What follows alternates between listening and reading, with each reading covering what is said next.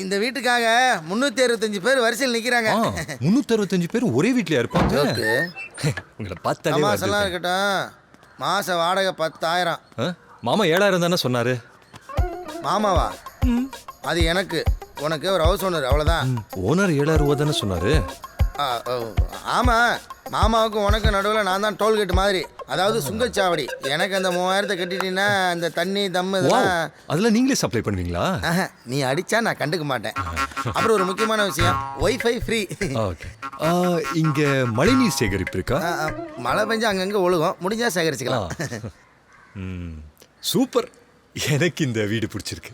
எங்கள் மாமாவுக்கு ஒன்று பிடிச்சிருக்கு, இல்லைன்னா பைக்கில் பின்னாடிலாம் உட்காந்து வருவாரா? அப்புறம் ஒரு முக்கியமான விஷயம், அந்த சுங்கச்சாவடி மேட்டர் நமக்குள்ளே இருக்கட்டும், மாமாட்ட சொல்லிடாதீங்க. நான் யார்கிட்டே சொல்ல மாட்டேன். ஆனா நீங்க மட்டும் கொஞ்சம் ஜாக்கிரதையா இருங்க. இப்போல்லாம் நாட்டில் ஏதாவது பிரச்சனைனா முதல் டோல்கேட் தான் அடிச்சு உடைகிறாங்களா? ஆனால் உங்களை பார்த்தா சாப்பிட்டா தெரியுது.